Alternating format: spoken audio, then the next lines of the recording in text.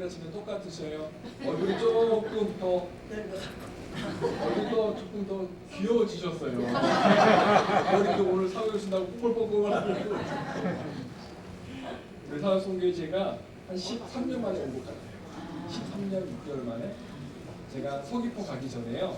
제주도 가기 전에 2013년도에 제주도 가기 전에 그때 여기 그 박영진 장로님이 안수집사 총무하고 그 친구거든요. CA 고등부 때 중국도 친구여가지고 그때 우리 박영진 그때 우리 안수집사님이 총무 때 저보고 뭐 와달라고 해가지고 그때 왔던 기억이 나요.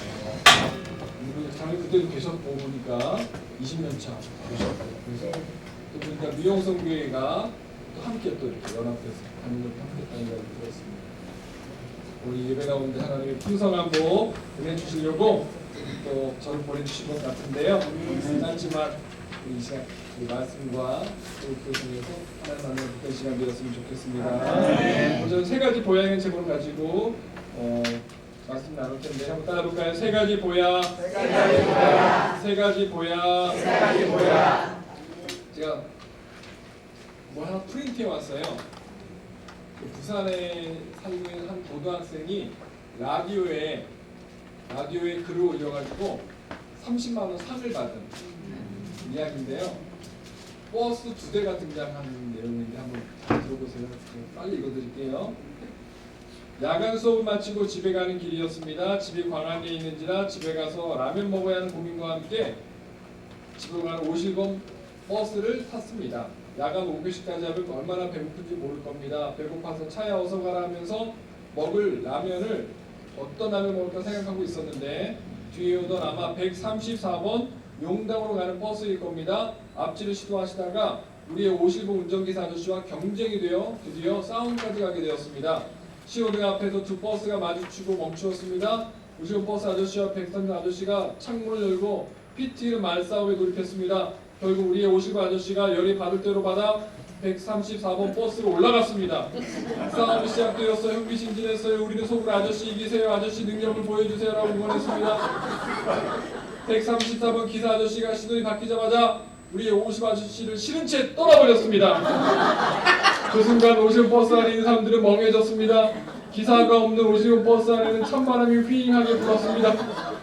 기사 아저씨 오늘 워낙 기다리고 있는데 100m 전방 유엔묘지 커브 도는 데서 열심히 뛰어오는 51번 기사 아저씨를 보았더랬습니다. 엄청 불쌍해 보이더군요. 얼굴은 빨개지시고 들어와서 죄송합니다 하고 운전을 계속하기 시작하셨습니다. 아저씨 불쌍했어요. 정말로 땀 삐질삐질 불쌍한 아저씨. 51번 버스는 패배했던 것입니다. 그런데 문제는 지금부터입니다. 1분 뒤 뒤에서 경찰차가 쫓아오는 것이었습니다. 우렁찬 경찰차 스피커로 51번 갓길로 되세요. 신경질적인 경찰의 목소리, 경찰의 지시에 순순히 따른 50번 아저씨. 우리 이렇게 생각했습니다. 134번한테 깨지고 이제는 경찰한테까지도 깨질무라.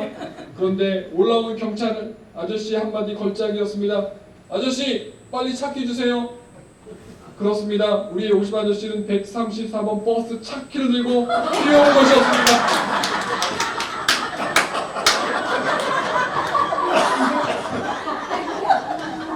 도도 가도 못하는 134번 차 안 승객은 또 한 번 뒤집어졌습니다. 우리는 50 아저씨의 능력을 보고야 말았습니다.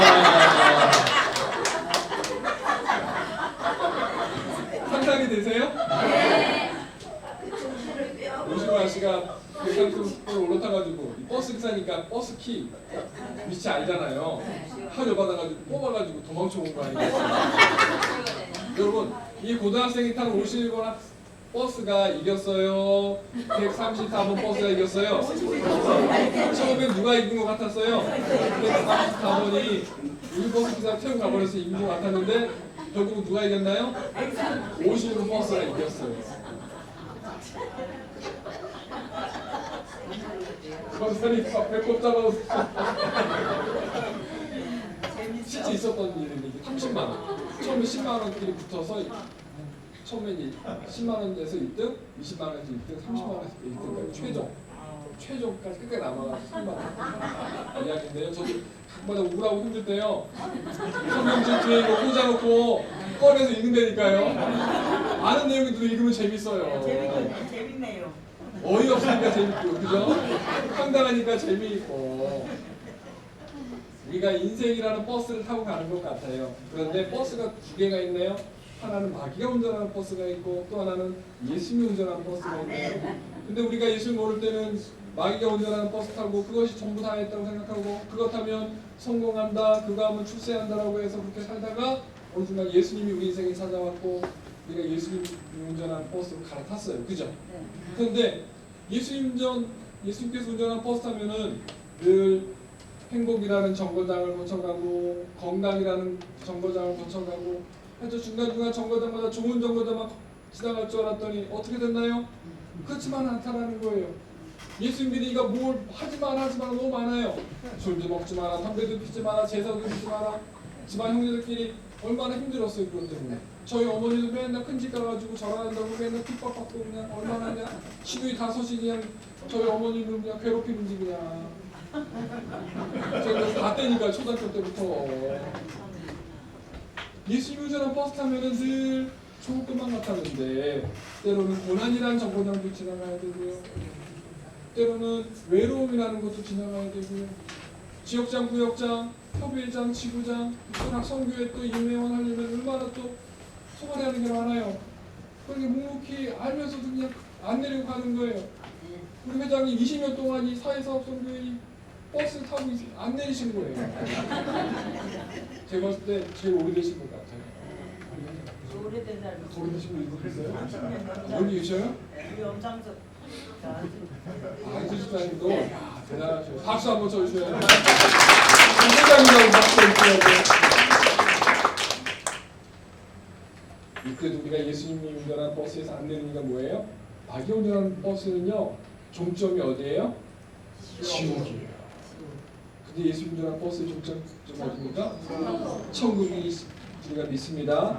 그리고 이렇게 앉아서 주일 예배 드리는데 또 드리는 거예요. 예배를. 그죠? 또 이 사회사업선교회 또 미용선교회 지금까지 쭉 오다가 4년 합치 전까지도 각자 하다가 또 합쳐서 또 누군가 또 뭔가 또 필요하면 또 후원해야 되고 나눠줘야 되고 섬겨야 되고 도와줘야 되고 여러분의 지갑을 열어야 되고 여러분의 재능을 또 기부해야 되는 그걸 하셨어요. 내 시간을 깨트려야 되고 시간을 값 깨트려야 되고 정성의 옷값 깨트려야 되고 달란트 값 깨트려야 되고 물질의 옷값 깨트려야 되고 근데 하나님께서 그걸 다 예수님께서 다 기억하고 계신 줄 믿습니다. 기억하시기에 어떻게 하십니까? 천국 가서 하나님께 잘하였도다 착하고 충성된 종아. 주님께서 우리 장로나 밑장이 검사님 집사님들을 흔들겨주면서 볼 비비시면서 고맙다 내 딸아, 고맙다 내 아들아, 고맙다 엄마 장로야, 고맙다 우리 공장아. 주님께서 함께 기쁨의 눈을 흘려주시면서 저 여러분들 맞이해 주실 줄 믿습니다. 우리가 버스 타고 가는데요. 때론 구원버스, 구원열차, 구원의 배 타고 소망의 항구로, 성경으로 소망의 항구로 우리를 인도하신대요. 주님이. 그러니까 꼭 배를 타고 가는 것 같은 불안한 인생, 또 기차 타고 버스 타고 가는 불안한 인생이에요. 우리 인생이. 그래도 우리 안에 저렇게 잊지 말아야 될 것이 있어요. 그러니까 우리가 잃어버리면 안 되는 게 있어요. 그것은 믿음이고요. 두 번째 뭐냐? 건강이에요. 영어 잘된 같이 검사 잘 되고 세 번째 무슨? 내 몸이 강건하기를 내가 간구하노라. 그래서 영어를 잘 되는 거 영적 구원의 문이죠. 범사 형통. 범사가 잘 되는 축복이에요. 근데 세 번째도 항상 따라다녀요. 필요한 거예요. 건강해야 그 복을 누릴 수 있어요. 여러분 집에서 아침에 약 드시는 분들 들어보세요. 병원에 처방해 주냐? 여러분 정성이 안 드시나 봐요. 안 드시는 게 이상하지, 그죠? 옛날에 고려시대, 조선시대 때는요 평균 수명이 26살, 그러다가 36살 좀 올라왔어요. 환갑 때면요 그 동네에서 제일 오래 잠수하는 분이에요. 그래서 환갑잔치를 했던 거예요. 옛날 그렇게 못 먹고 살던 시대로 의료시설이 없었기 때문에 평균 수명이 26살이었다니까요. 그러니까 꼬마 신랑, 그게 옛날에 그 흔적들이에요. 10대 때 결혼해서 20대 때 아기를 낳아야 되고 30대 때 손자를 봐야 되는 거예요. 그게 제일 잘 사는 거죠. 그래서 우리 조상 때부터 쭉 수명이 점점 우리가 올라가고 있는데 이제 평균 수명, 평균 기대 수명이라고 그래요. 2025년도 그러니까 올해 현재 평균 수명이 여자가 몇 살인지 아세요? 86세. 그러니까 우리나라 대한민국 평균 여자 수명이 86세인 거예요. 남자가 몇 살인지 아세요? 80. 네? 80? 80세? 82. 여중 둘. 몇 살 차이예요? 4살. 그러면 동갑끼리 결혼하면 4년 평균 수명했으면 여자가 4년 더 살잖아요. 4년 동안 과부로 살아야 돼요. 그런데 여자가 더 어려, 연하야. 4살 어려요. 그 평균 수명은 자기 남편이 죽고 내가 살 수 남은 기간이 8년인 거예요. 10살 차이 난다? 10년 또 혼자 살아야 돼. 그러니까 연상 연하 커플이 평균 수명으로 맞는 거예요. 4살 어린 남동생이랑 결혼해야 같이 손잡고 천국 가는 거예요. 그런데 오래 사는 것이 좋은 것만은 아닌 것 같아요. 오래 살때 무병해야 될 것 같아요. 근데 하나님께서 인간의 몸을 만드실 때 무병하길 원하셨어요. 처음에 무병했어요. 에덴 동산 안에서는 무병했어요. 불로 장생했다라는 거예요. 늙지 않고 죽지 않았어요. 근데 에덴 동산 바깥으로 쫓겨나면서 인간의 수명이 무두셀라가 969살. 성경이 제일 오래 산 사람이 무두셀라예요. 969, 거의 1000살까지 살다가 점점 노아 홍수 시대 이후에 이제 200살 이내로 떨어집니다. 200살 이하로 평균 수명이 떨어져요. 아브라함이 175세까지 살아요. 사라가 120, 제가 찾아봤어요. 7세. 사라가 127세. 그러니까 아브라함이 평균 수명보다 제일 오래 사는 거예요. 75세 때 부름받고 100세 이삭을 낳고 75년 더 살았다니까요. 회춘의 복인 거예요. 회춘의 복. 그래서 84세 때 이스마엘을 낳았어요. 하갈이라는 이집트 외부 여자 첩을 얻어가지고. 그리고 본 처인 사라를 통해서 100세 때 이삭을 낳았어요. 그리고 아내가 죽은 다음에 몇 년 혼자 살았냐? 38년을 살았는데 세 번째 아내를 얻었네요. 그두라라고 하는 세 번째 아내를 얻었어요. 그리고 아들 몇 명 낳느냐? 6명을 낳았어요. 120세, 130세, 140세, 150세, 160세, 175 이렇게 살면서 한 몇 년, 5, 6년 터울로 아들 없고 성경에 딸 이름은 기록이 없어요. 딸도 낳는데 아들 6만 기록되어 있어요. 회춘의 복인 거예요. 회춘의. 그 아브라함 민족이 장성해야 되니까 다른 부족들이랑 싸워서 이겨야 되고 하니까 아들들이 많아야 되고요. 가축들이 많아야 되고 종들이 많아야 돼요. 살아남기 어쩔 수 없이 아브라함의 씨를 많이 생산케 하셨던 거예요. 그래서 갈대아우를 떠나 하란 땅에서 재산을 좀 모아가지고 이스라엘 땅에 가나안 땅에 왔는데 이거 맨날 옆에 동네 사람들한테 핍박받네요. 어떻게 합니까? 빨리 자식들 많이 낳아서 군사를 만들어야 됩니다. 군사. 그래서 롯 힘들 때 아브라함이 군대를 일으켜가지고 도와주지 않습니까? 예, 그러니까 많이 나와야 됩니다. 아브라함이 장수할 수밖에 없어요. 그렇게 아브라함이 통해서 가나안 땅에 정착시키고 나라를 만들어야 되기 때문에 그랬어요. 그러니까 되게 특별하게 하나님께 사용하시는 사람은 딱 장수의 복을 주십니다. 근데 원래 우리 인간의 몸이 장수의 복을 타고났는데 어떻습니까? 못 먹어서 아니면은 풍토병에 말라리아 같은 병, 그 나라마다 풍토병이 있지 않습니까? 또 전쟁 때문에 여러 가지 또 옛날에 맹장이 터져서 죽었어요. 복막염 걸려가지고 그 아무것도 아닌 그 맹장염 때문에 맹장이 터지면 죽는 거예요. 그러니까 평균 수명이 26살, 나중에 좀 잘 사니까 36살, 점점 그렇게 늘어난 거예요. 지난 200년 동안 늘어난 거예요. 그런데 저는 아침에 일어나면 아까 손 드셨지만 약 드시면 많지만 저는 아침에 일어나면 9알 갑상선 암 제가 40살에 수술했어요. 16년 전에. 그래서 5알을 먹고요. 그다음 3년 전에 심장에 스텐트를 심었어요. 협심증. 그래서 4알 알약을 먹었어요. 5알 더하기 4알. 그리고 집에 가서 밤에 먹는 또 심장약 하나를 또 먹습니다. 총 10알을 먹습니다. 그래서 제가 40살에 암 수술하면서 많은 생각을 하게 됐어요. 내가 왜 암에 걸렸을까? 많은 생각을 했어요. 그리고 저희 어머니 쪽이 약간 그 유전적인 게 있었어요. 저희 어머니 쪽 사촌, 저희 사촌 형제들이 10명 중에 9명이 갑상선암 수술을 했어요. 아들이고 딸입니다. 그러니까 어머니 쪽 내력이에요. 심장도 저희 어머니 쪽이에요. 그러니까 어쩔 수 없는 거예요. 부모님한테 타고나는 거니까, 받은 거니까. 그런데 그렇다고 제가 뭐 부모님한테 그런 유전을 받았다고 내가 포기할 수는 없잖아요. 어떻게 하면 건강하게 살 수 있을까?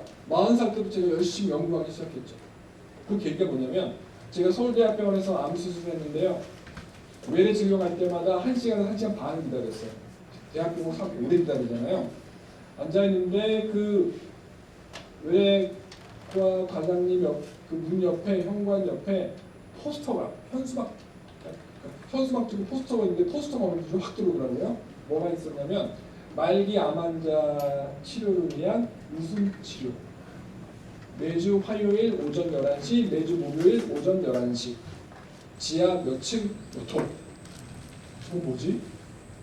암 환자들, 근데 말기 암 환자들을 위해서 웃음 치료를 하네? 항암으로 못 고치는 병을 웃음으로 치료해? 이건 뭐지? 내 교회에서 늘 항상 기뻐하라고 찬양도 하고 설교도 하는데 병원에서도 항상 기뻐하라고 그러네? 찾아봤더니요. 논문도 찾아보고 이것도 찾아보니까 미국 유명한 대학 사회학 박사님들이 모여서 연구를 해가지고 뭘 연구했는가?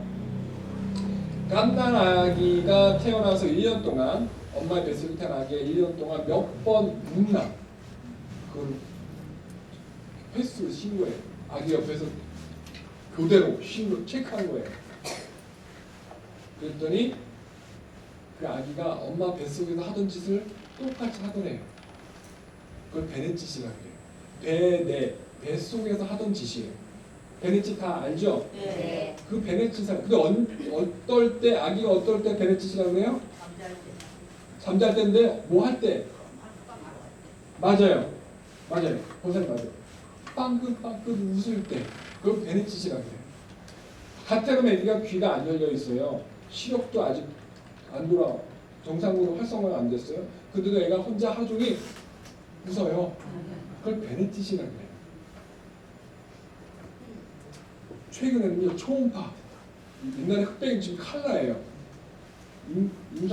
임산모주 배를 스캔하면 아기가 입체적으로 3D로 몸이 나와요. 얼굴 표정도 이제 한 5개월, 6개월 차 때부터 얼굴이 나와요. 눈도 나오고 눈썹도 생겨요. 근데 애들이 웃는 게 찍힐 때가 있어요.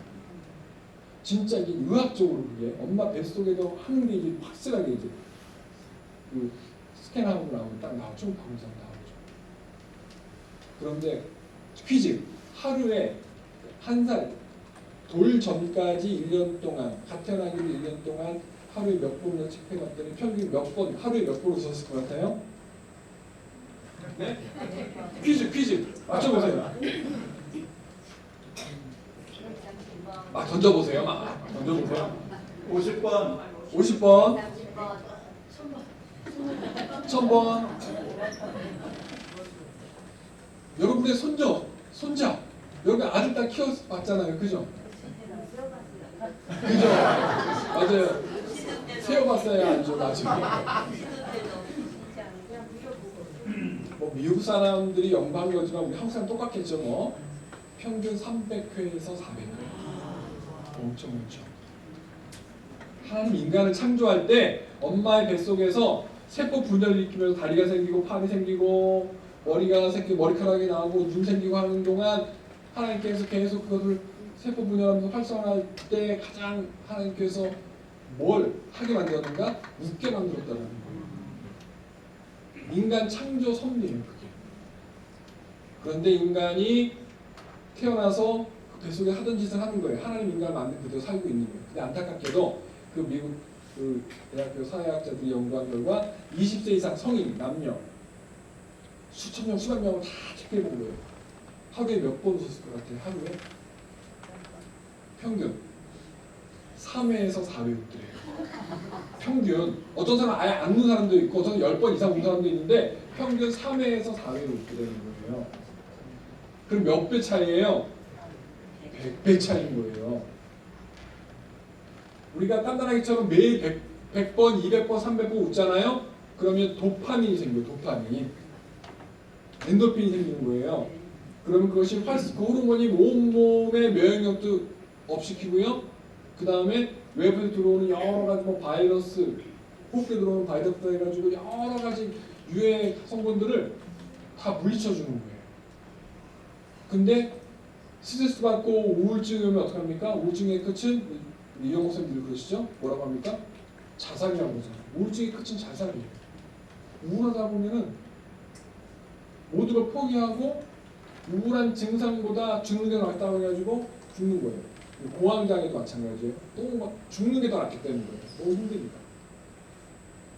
쉽게 말하면 신경정신과 치료를 받는 분들이 그렇게 옛날 사람들은 미쳤다라고 하는 거지만 요즘에 신경정신과 결국 호르몬 분비의 문제예요. 어떤 호르몬 분비가 안 생기니까 우울증이 오는 거예요. 그래서 항우울증 약을 먹는 거예요. 그러면 다시 이제 우울증이 안 생기도록 해가지고 정상적 하게끔 하는 것이죠. 단 무기력해요. 약 뇌를 정지시키는 거기 때문에 몸에 힘이 없는 거예요. 무기력하게 살죠. 안타깝죠. 웃으면 항우울증 안 먹어도 되는데 스트레스 받으면 병이 생기는 거예요. 스트레스 안 받아야 건강한데 안 받은 사람의 특징이 뭐냐? 잘 웃어요. 그래서 치매 환자들은요 우울증 환자가 없어요. 다들 보세요. 치매 환자들 혼자 그냥 벽 보고 웃고 지나가는 새 보고 깔깔대고 웃고 아들이 왔는데 처음 뵙겠습니다. 며느라기 보고 혹시 누구셔요? 그런 치매 걸린 우리 어르신들은요 스트레스를 받을 일이 없어요. 뇌가 갓 태어난 아기의 뇌로 바뀌는 거예요. 단순해지는 거예요.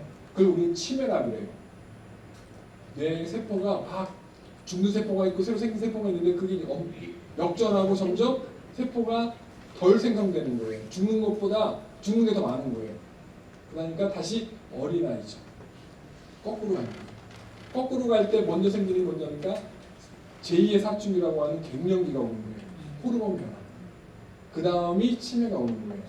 제 얘기가 아니고 의사들 이야기예요. 그렇게 가는 거예요. 치매 환자들은 슬플 일이 없어요. 스트레스 받을 일이 없어요. 그러니까 항상 웃어요. 몸은 건강하네. 그 자녀들이 힘들어요. 우리 어머니 치매 걸려가지고 벽에다가 똥치라는데 10년 이제 30년을 사니. 그러니까요. 얼마나 힘들었어요. 겪어본 사람만 안 되니까. 그래서 제가 서귀포에 있을 때 10년 동안 우리 검사님들 집사님들 나이 든 분들 뭐라는지 아세요? 늘 제가 주위에 볼 때마다 치매 걸리지 않게 하소서. 기억력을 더해주시고 치매 증상이 사라지게 하소서. 제가 주일날마다 치매 기도할 때 그 기도를 넣어서 했었어요. 치매 걸려서 하나님 모르면 안 되잖아요. 그죠? 예수님 모르고 천국가면 안 되잖아요. 끝까지 예수님 찬양하다가 하나님 찬양하다가 가야 되는데 그럼 건강해야 되잖아요. 치매 안 걸리면 어떻게 해야 돼요? 하루에 300번 웃어야 된다니까요. 제가 아까 버스 이야기 했잖아요. 여러분들 몇 번 웃은 것 같아요? 평균 20회, 30회 웃으셨어요. 그리고 지금부터 설교하면 여러분들 한 2, 30회 웃었어요. 지금 60번 웃었어. 앞으로 몇 번 더 웃어야 돼요? 300번 웃으려면 240번 더 웃어야 돼요. 제가 서울대학병원에서 그 포스터를 보고 웃음치를 보고 진짜 만병의 그런 스트레스 있고 내가 암을 이기려면은 또 항암 치료를 겉들 이겨내려면 많이 웃어야 되겠구나. 집에 가서 뭐 하는지 아세요? 개그 콘서트 봤어요. 우차사라고 하는 개그맨 나온 걸 봤다니까요. 유튜브에 가지고 계속 본 거예요. 웃는 거예요. 우리 인간의 얼굴에 약 70개 근육이 있어요. 70개에서 한 80개 정도 있는데 20개는 웃을 때 움직이는 활용하는 근육이고 인상 쓰고 슬퍼하고 괴로워하는 건 30개래요. 그리고 중간에 주체성이 없이 웃을 때 따라가는 근육이 슬플 때 따라가는 근육이 20개 정도 돼요. 그래서 20개, 30개, 중간에 20개, 한 70개 정도 있어요. 그런데 이 중간 20개 근육이 주체성이 없어가지고 따라간다 했잖아요. 웃음 쪽으로 많이 따라가면 그 근육이 웃음 근육으로 형성이 돼서 얼굴을 딱 쳐다봤을 때 인상이 미소 짓는 웃는 인상이고요. 평상시에 웃을 일이 별로 없었던 사람, 하루에 3번, 4번도 안 웃는, 하루에 빵번 웃는 분들은 중간 근육이 인상 쓰는 근육으로 굳어져요. 경화현상인데 굳어져요. 그럼 그 사람이 웃기 힘들어요. 그 근육이 안 따라와. 웃을 때 안 따라오는 거예요. 50개가 20개를 이겨먹는 거예요. 근데 요 중간 근육이 다시 웃음 근육으로 바뀔 수 있는 게 한 3-4달 걸린대요. 내가 억지라도 웃고 좋은 기쁜 일이 있으면 인상이 바뀐다는 거예요. 그래서 하나님 인간을 그렇게 만드신 거예요. 그래서 링컨 대통령이 40세가 되면 자기 얼굴에 책임을 져야 된다고 얘기했던 게 바로 그런 거예요. 기도했던 그 링컨은 전쟁을 치르면서도 항상 하나님께 기도하면서 기쁨을 잃지 않았어요.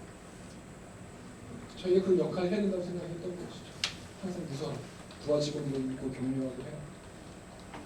노예를 해방하는데 우리가 목숨 바쳐서 우리가 하나님 앞에 다 평등하니 이렇게 고통받고 있는 노예를 해방시키자. 목숨 걸고 링컨이 했잖아요. 그러면서 명언 중에 하나가 40살 되면 자기 얼굴에 책임을 져야 된다고. 그게 바로 그거예요. 인생의 모든 흔적이 어디 남느냐? 얼굴에 남아요. 인상 많이 쓴 사람은 이맛주름이 많이 생기죠. 그리고 맨날 삐진 사람은 여기 팔자근 여기 발달하고, 그리고 찡그린 사람은 눈 옆에 눈주름이라고 그러죠. 요즘에 그래서 뭐 피부과나 성형외과 뭐 어떡합니까? 뭐 주사도 맞아요. 무슨 주사죠? 맞아요. 보톡스 맞아요. 그럼 탱탱해지네. 피부가 막 좋아져요. 피부가 좀 펴져요. 지금 펴져요. 그리고 여기에 어떻게 해가지고 뭐 끌고 올린대. 이렇게 해가지고 이렇게 올린대. 리프팅인가 뭔가 한대요. 그죠? 왜 하는 거예요? 내가 내 거울을 통해 내 얼굴을 봐도 안 기쁜 거야. 근데 그걸 했네. 피부과나 성형외과 뭔가 뭐 비타민도 바르고 뭐 좋은 것도 바르고 해가지고 뭐 수술해가지고 맞아가지고 보니까 기쁘네.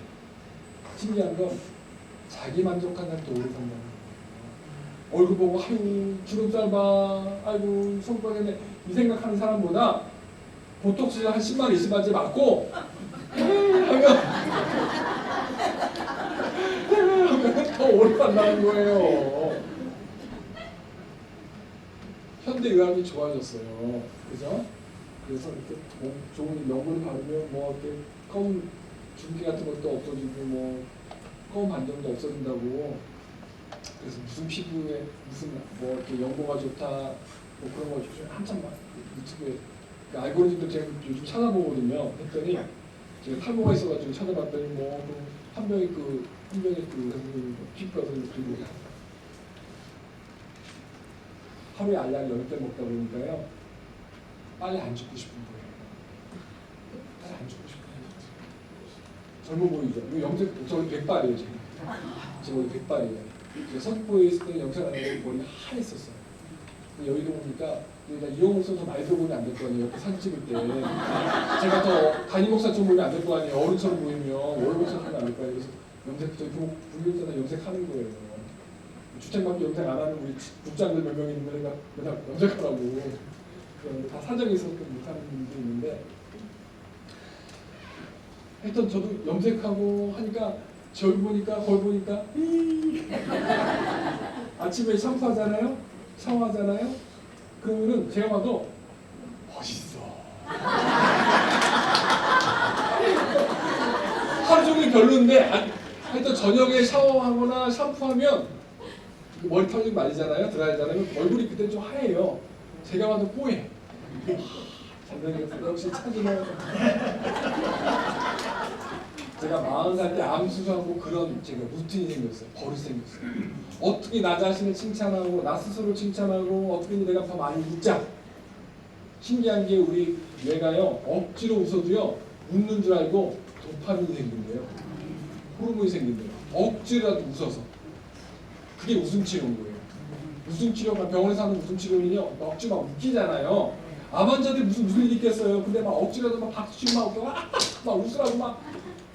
근데 신기하게 뇌가 착각해가지고 신경들이 웃으니까 뇌가 웃는 줄 알고 좋은 호르몬을 만들어내는 거예요. 그게 항암에 좋은 면역세포들이 생깁니다. 여기 절대 안 걸리지 마시고 절대 당뇨 생기지 마시고 먹고 싶은 거 못 먹잖아요. 그죠? 여기 보면 지금 당뇨 환자들도 있을 것이고 혈압, 또 고지혈증, 뭐 부정맥 드신 분도 있을 거 아니에요. 그죠? 있어요 없어요? 있어요. 있고 없고 그잖아요. 근데 있으신 분은 어쩔 수 없지만 없으신 분들은 무조건 예방해야 된다는 거예요. 예방하는 방법이 뭐냐? 오늘 성경 말씀처럼 항상 기뻐하라. 기쁜 보약을 먹어야 되는 거예요. 보약 한 제에 20만 원, 30만 원 해요. 20일치. 그죠? 다 드셔보셨잖아요. 왜 안 먹은 것처럼 그래? 집에 비타민 있어요 없어요? 있어요. 오메가3 있어요 없어요? 칼슘 뭐 그런 데 있잖아요. 여러 가지 좋은 약들. 왜 드셔요? 건강하려고 드시잖아요. 그 우리 보약이라고 해요. 옛날에 우리는 양양이 없을 때 한약, 옛날에는 양방일 때는 저기 한방일 때는 보약밖에 없었잖아요. 약초, 풀이나 또 줄기 이런 거 이렇게 달아서 먹잖아요. 근데 우리가 하나님께서 만들어준 보약이 있다는 거예요. 그래서 항상 기뻐하라, 쉬지 말고 기도하라, 범사에 감사하라. 이는 그리스도 안에서 너희를 향하신 하나님의 무엇이다? 뜻입니다. 세 가지는 청유형이 아니에요. 뭐뭐 해줄래라고 부탁하는 청유형이 아니고 명령형이에요. 하라, 하라, 하라. 기뻐하라, 기도하라, 감사하라. 이것이 하나님께서 너희를 향해서 매일매일 너희한테 살았으면 좋겠다고 생각하는 세 가지다. 할머니가 할아버지가 손자 손녀를 봐면서 야 건강해야 돼 이거 잘 챙겨 먹어 이거는 나쁜 거야 먹지 마 이거 먹어 막 챙기듯이 하나님 우리에게 뭔가 챙겨주는 거예요. 먹을 것과 먹지 말아야 할 것, 영적으로 우리가 할 것과 말 것 성경에 그렇게 나왔는데 오늘 대성령에서 5장 16절 이하에서는 우리 남은 인생에 영적인 것도 건강해야 되고 육적인 것도 건강한 둘 다 건강해야 할 수 있는 세 가지 보약을 처방해 준 거예요. 저는 그걸 40살 때 항암하면서 제가 깨달았다니까요. 근데 제가 수술하고 회복이 나오는데 하나님께 환상을 보여주셨어요. 근데 하나님이 저를 이 지구에서 쭉 빨아 올리시더니 우주로 쭉 저를 유기하시더라고요. 저기 보니까 빛이 보여요. 빛이 점점 커져요. 아 저기 천국이구나. 아 가는데 갑자기 예수님 딱 막으시더라고요. 이러시더라고요. 돌아가라. 사모스에 돌아가. 제가 깼어요. 그래서 저는 덤으로 사는 인생이라는 것을 생각하게 됐어요. 그래서 40살 이전에는요, 물론 그렇게 살지 않았지만 뭔가 좀 이렇게 더 누리고 뭐 잘 뭐 이렇게 입고 잘 먹고 뭐 그 생각도 좀 있었는데 그 생각도 없어요. 기도제는 뭐냐? 아버님, 어머님보다 더 오래 사는 게 제 기도제였고요. 불효하지 말자. 그죠? 기도제를 했어요. 암몇 끼였어요. 갑상선암은 암 몇 기라고 안 물어도요. 사이즈로 얘기하거든요. 림프지로 정의된 거예요. 저는 전이가 돼가지고 좀 있으면 폐에 정의된다고 의사가 열면 폐까지 정의되면 다시 단다듯이 못하고. 그래서 그것까지 얘기해줘가지고 저는 요단 앞에 가서 준비했어요. 제 마음 정리 다 하고 다 했어요. 근데 하나님이 오지마, 예수님 오지마 그러니까 그때는 저 은혜로 사는 거예요. 하루에 알약 11시 먹어도요. 저 감사하게 먹고 있어요. 아침에 눈 뜨면 또 하루 더 사는구나. 제 신체 나이는 40살 때 수술하고 나서 의사 선생님이 신체 나이가 20년은 더 먹는 나이로 컨디션이 바뀔 겁니다. 진짜 그래요. 갑상선 후유증이 그래요. 아침부터 힘이 없어요. 하루 종일 힘이 없어요. 지금 막 짠해서 하는 거예요. 그래서 지금은 75세 정도의 체력이에요. 느낌. 저희 아버님이 42년생 84세시거든요. 근데 제주도에 20년 동안 귤농사를 지으셔가지고 저랑 딱 쓰면 저희 아버님 배에 왕자가 있고요. 팔 근육 저에 1.5, 허벅지 근육이 더 많으셔요. 매일 하루에 13, 14시간 농사를 지으셔가지고 지금도 저녁 드시고 항상 1시간 반에 2시간 걸으셔요. 시골길 올레길 둘레길 걸으셔요. 저희 아버님 어머님이 제가 서울에 오시면 백화점 모시고 가거든요. 명절 때 오시면 그럼 저희 아버님은 제 아버님한테 뭘 아들이 사준다고 자꾸 따라가냐고 가지 말라고. 바지 지난번에 사목사 사주지 않았냐고. 많이 사주지 않았냐고. 와이차 구두 집에 지금 3컬이나 있는데 4컬이나 있는데 막 구박하잖아요. 저희 아버님 화내셔요. 왜 화내냐. 저희 어머니 얘기하다 마지막에 뭐라고 그러냐. 좀 있으면 죽을 건데 뭘 또 사냐고. 좀 있으면 죽을 건데 뭘 또 자꾸 사냐고. 저희 아버님이 옛날에 화 안 내셨는데 80대 넘길 때부터 화를 내기 시작하시더라고요. 아니 내가 자꾸 왜 죽는다 그래? 저희 아버님이 그 전에 70대 때는 그런 얘기 안 하시고 80대가 되니까 죽는다는 얘기 싫어하시더라고요. 그래서 어머님 제가 지난 추석 때 어머님이 절대 아버지 앞에서 죽는다는 얘기 하지 말라고. 아버님 이라 보니까 100세까지 사실 것 같으니까 진짜 잘 드시고요. 진짜 몸이 좋으셔요. 키가 178에 젊을 때 얼굴은 신성희 씨보다 더 잘생기셨어요. 제 얼굴은 아니잖아. 모른 척해. 전 저희 아버님 반도 못 따라가요. 저희 아버님 반도 못 따라가요. 반 못 따라게 이 정도면 저희 아버님이 어쩌겠어요. 쑥스러워라. 여러분이 지금 90번째 웃으셨어요. 제가 계속 세고 91번 또 웃으셨네. 100번 채우고 가려고 제가 지금 약간 오버하고 있어요. 여러분 많이 웃으셨으면 좋겠어요. 사회사업 청교에 오셔서 웃으시고, 사회에서 운영석에 웃으시고, 집에 가서 웃으시고, 대교 가서 웃으시고, 예배 때마다 웃으시고, 자녀들 함께 만나면 또 웃으시고, 많이 웃으셨으면 좋겠어요. 그게 하나님의 뜻이잖아요. 그러면요, 근데 웃으면 어떻게 되는가? 기도하고 감사해야지요. 그죠? 감사하지 못하면 웃을 수 없잖아요. 또 기도에 마일리지가 쌓여야 또 웃을 수 있는 거 아니에요? 짜장면 먹고 옛날에 포도송이 주면은 스티커 붙였잖아요. 요즘에 주다 모르겠어요. 요즘에 뭐 동그란 쿠폰 몇 개 모으면 준다고 하더라고요. 옛날 냉장고에 저희 어머님이 열심히 묻히셔. 그다음에 어머니 짜장면하고 좀 탕수육 좀 조금만 더 먹으면 탕수육 먹을 수 있어. 기다려봐. 포도송이 끝에 꽉 채워야 된다는 거예요. 30개, 40개를 언제 다 먹어. 그냥 탕수육 먹고 싶은데. 자린고비 저희 어머니 아버지 그 마일리지라는 게 요즘에는요. 신용카드 마일리지, 그 항공 마일리지, 뭐 저기 뭐 커피를 마시러 가도 커피점에서 주는 뭐 또 마일리지가 있어요. 마일리지 왜 하셔요? 한 번에 뭘 좋은 거 주니까. 전 주유소 마일리지 옛날에 여기서 용산까지 옛날이에요. 제 아들이 어렸을 때니까 한 20년 전에 왔다 갔다 할 때 중간에 그 LG 주유소 있었어요. 거기서 자전거를 하나 타서 아들 데리고 가서 타고 왔어요. 아니 선물 준 거죠. 그때 야 주유소에서 열심히 그 마일리지 카드 긁어도 이런 복이 있네. 10만 원 자전거 탔으니까. 그 이후 제 습관은 어디 가든지 주유 마일리지 합니다. 그때 때마다 뭘 많이 줘요. 마일리지 하는 이유는 나중에 한 번에 한 방이 있어서 그러는 거예요. 한 방에 어떤 선물이 있는 거예요. 여러분의 인생에 반드시 저처럼 암에 대한 10배 이상 되는 말로 골짜기 만날 수가 있어요. 골치만 골짜기, 어두운 골짜기, 질병이 골짜기 만날 수도 있고요. 관계의 깨어짐, 고부 간의 갈등, 부모와 자녀 간의 또 어떤 교회 성도 간의 또 목회자와 성도 간의 또 갈등의 골짜기가 생길 수 있어요. 그럼 우리가 골짜기에 빠지면요 헤어나죠. 혼자 못 나와요. 그게 스트레스고 그게 우울증인 거예요.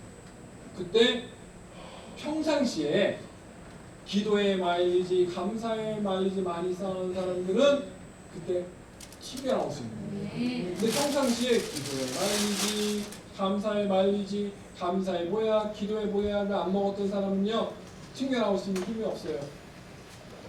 스프링 같은 팅 하고 튀어 올라가는데 그게 없는 거예요. 그래서 이 세 가지 보약은요 상호 연관성이 있어요.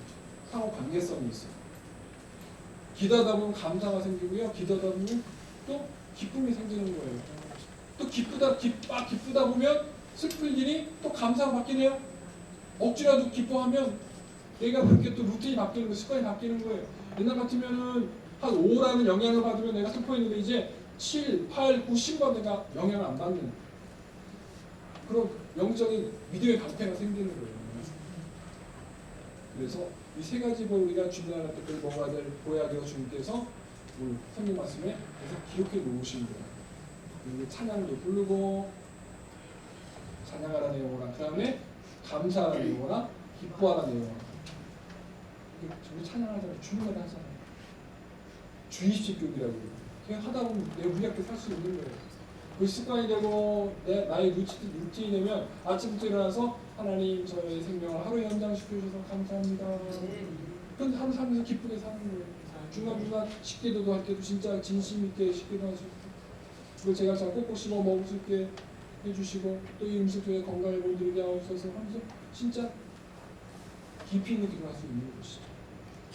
그런 분들이 어떡합니까? 마귀가 우울증의 화살, 스트레스의 화살, 절망이라는 화살을 쏴도요 영향을 안 받는 거예요. 믿음의 방패로 다 막는 거예요. 구원의 둥의 육의 진리의 어디 복음의 신발 믿음의 방패 성령의 검에서 믿음의 방패와 성령의 검으로 싸워서 이기는 거예요. 그러면 마귀가 타는 버스가 부러울 때가 있어요. 저 사람이 뭐 땅을 샀는데 잘 됐대, 뭐에 취업 잘 됐대, 나도 헌금 12조 좀 아껴가지고 저거 했으면 저 부동산 폭발하는데 마귀 그런 생각 줘요 안 줘요? 준다니까요. 우리가 예수 운전하는 버스 타고 쭉 가다 보면 어떻게 됩니까? 그것이 부러울 때 있지만 부러움으로 끝나야 된다는 거예요. 절대 하차하면 안 돼요. 내리면 안 돼요. 예수님이 때로 고난의 정거장, 슬픔의 정거장, 복합 깨트림의 정거장, 연단의 정거장, 광야의 정거장을 지나가도 거쳐가도 절대 내리면 안 된다는 거죠. 그러니까 감사함으로 예수님 운전하는 버스 계속 타고 있으면 어떻게 합니까? 나중에 하나나라에 갔어요. 의의 걸려. 또 2배를 4배 만들고 2개를 4개 만들고 5개 10개 만들고 종들에게 칭찬했던 그 칭찬 우리가 듣게 될 줄 믿습니다. 네. 말씀을 맺습니다. 저는 여러분들에게 3가지 보약을 이야기해드렸습니다. 다 아는 건데 실천하기 없다는 거예요. 여러분 오늘 제 설교 다 까먹어도 좋아요. 이건 기억하셔야 돼요. 베네짓. 하나님이 인간에게 창조 가운데 섭리 가운데 주셨던 것이 인간의 건강을 위해서 하루에 300번 이상 웃게 만드셨다는 거죠. 우리가 그걸 마귀에게 다 빼앗겼어요. 근데 우리가 다시 찾아와야 돼요. 방법은 갈라디아서 5장 22절 이하에 있는 성령의 열매 9가지 열매, 사랑의 열매, 두 번째 희락의 열매. 성령 말씀하셨어요. 희락의 열매 맞추셨어요. 따라서 희락의 열매, 기쁨의 열매. 그래서 하나님은 아브라함이 무역 장수할 수 있도록 이삭의 이름을요 주신 거예요. 75세까지 죽기까지 100세부터 175세까지 75년 동안 이삭을 부를 때마다 기쁨아 기쁨아 불렀던 거예요. 그냥 이삭이라고 붙인 게 아니에요. 하나님이 아브라함을 장수하게끔 하기 위해서 이름을 기쁨이라고 붙여준 거예요. 이게 아브라함을 되게 믿음의 조상이에요. 또 회춘의 보고 무명 장수할 수 있는 하나님의 섭리 가운데 이삭이라는 이름이 등장했다라는 것이죠. 우리가 항상 하나님 만날 때 아브라함처럼 치료의 하나님도 만나야 되고 또 기름 부음의 하나님도 만나야 되고 축복의 하나님도 만나야 줄 있습니다. 특별히 남은 생에 건강해야 열심히 또 사회에서 미용성에 와서 봉사도 할 수 있고 누군가 섬길 수 있을 거 아니에요. 그러기에 남은 생에 3가지 보약 잘 복용하셔서 건강함으로 하나님 기쁨 되시는 남은 생에 되시기를 주님으로 축원을 드립니다. 축원을 드립니다.